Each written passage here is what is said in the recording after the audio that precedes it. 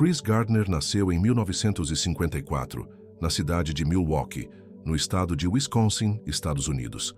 Desde cedo, o mundo parecia determinado a não dar nenhuma trégua. A infância de Chris foi marcada por tudo aquilo que poderia ter destruído qualquer ser humano. Pobreza extrema, abandono paterno, violência doméstica e uma realidade crua demais para uma criança. Seu pai biológico nunca esteve presente, e o homem que ocupou esse lugar, seu padrasto, era um alcoólatra abusivo que espalhava medo por onde passava. Sua mãe, Betty Jean, era seu único refúgio. Mas nem ela estava a salvo do sistema. Envolvida em problemas legais, ela acabou sendo presa algumas vezes e Chris foi parar em lares adotivos. A sensação de ser descartável, de não pertencer a lugar algum, de não ter ninguém ao lado, foi algo que o acompanhou por toda a infância. Imagine crescer tendo que dormir em camas que não são suas, em casas de estranhos, ouvindo gritos, portas batendo e sem a menor ideia de quando ou se vai poder voltar para casa. Mas mesmo nesse caos, Chris fez um pacto silencioso consigo mesmo. Sua vida seria diferente.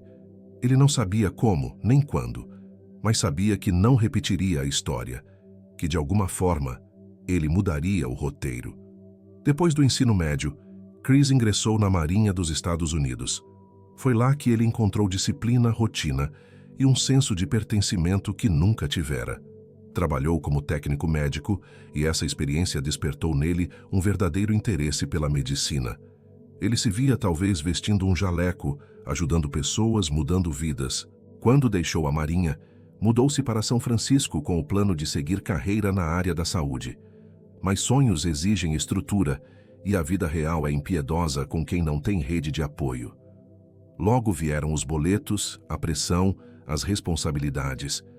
Chris era pai e seu filho precisava dele. A mãe do menino, incapaz de lidar com a dura rotina que enfrentavam, acabou abandonando os dois.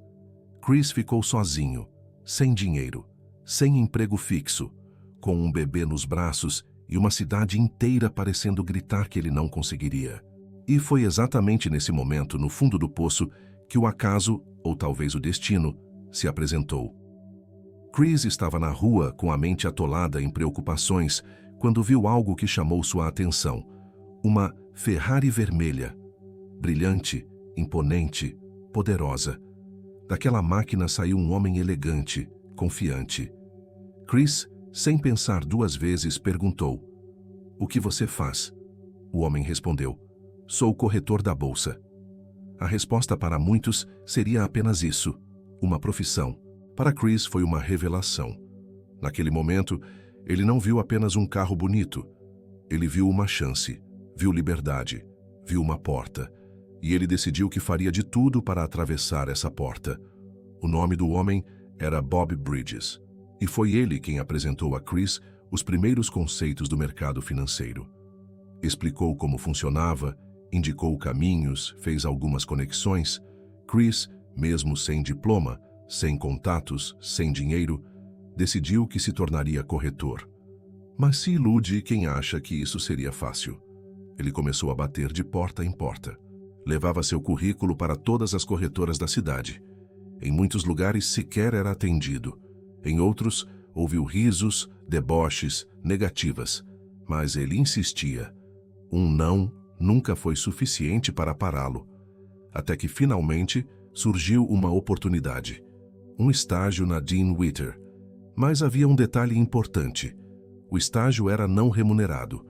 Chris estava quebrado financeiramente. Não tinha onde morar. Dormia em abrigos públicos com o filho.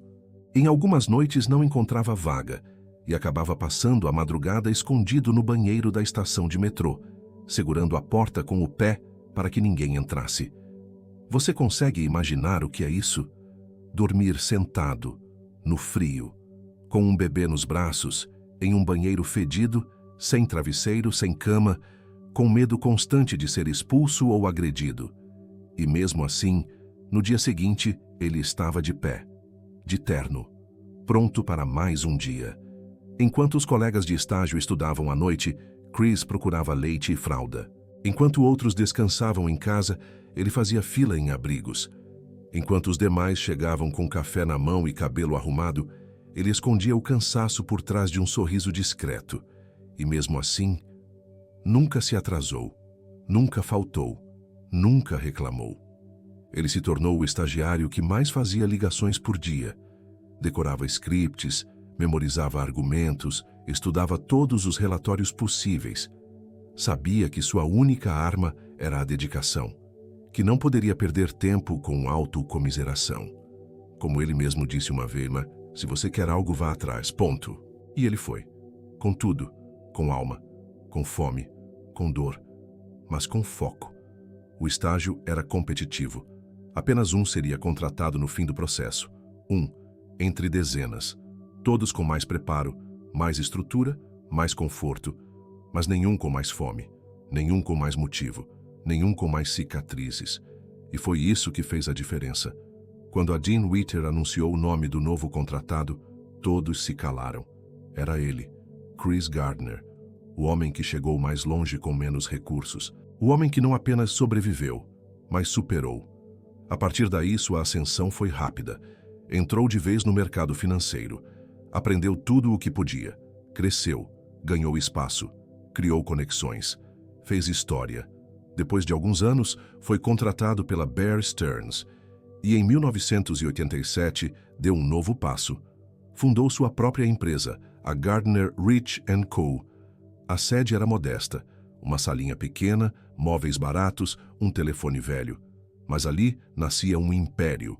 O nome Rich, ao contrário do que parece, não fazia referência apenas ao dinheiro. Representava algo maior. Representava liberdade, reconstrução. Significava mostrar ao filho que, apesar de tudo, era possível construir um legado. A empresa prosperou. Em pouco tempo, Chris estava gerenciando milhões. Depois, centenas de milhões. Tornou-se uma referência. Um símbolo de superação, inteligência, persistência. Mas ainda faltava algo: contar sua história ao mundo. Em 2006, Chris Gardner lançou sua autobiografia, The Pursuit of Happiness. O título, com a palavra happiness, escrita de forma errada de propósito, foi uma homenagem a um grafite que ele viu na infância, numa creche que frequentava. Esse detalhe, aparentemente bobo, carregava uma simbologia poderosa. Até a felicidade, para ele, sempre veio com obstáculos. No mesmo ano, sua história virou filme. Protagonizado por Will Smith, o longa emociona até hoje milhões de pessoas pelo mundo. Mas mesmo o cinema, com toda a sua capacidade dramática, não conseguiu retratar totalmente o que Chris viveu. O frio das ruas, o som das portas dos abrigos se fechando, o choro do filho em noites geladas, o medo de não conseguir comida no dia seguinte. São dores que não cabem em roteiro algum. Se você já assistiu ao filme, agora você entende de verdade. Porque agora você conhece a história real, o caminho real, as cicatrizes reais. Hoje, Chris Gardner é muito mais do que um ex-sem-teto que ficou milionário.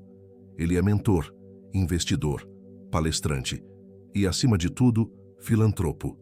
Investiu mais de 50 milhões de dólares em projetos sociais. Criou programas para pessoas em situação de rua. Oferece palestras e mentorias para jovens de comunidades carentes. Sua missão é clara: ensinar que ninguém precisa aceitar a vida como ela está. Como ele mesmo costuma dizer, você não precisa de permissão para ser quem nasceu para ser. E agora eu te pergunto, você está esperando o quê? Você tem acesso à internet. Você tem informação. Você está aqui, agora, lendo essa história. E ainda assim se permite reclamar, se esconder, dizer que não dá, que não nasceu no lugar certo, que não teve sorte. Chris Gardner também não. E mesmo assim, ele foi. Ele caiu, chorou, sangrou, mas nunca parou.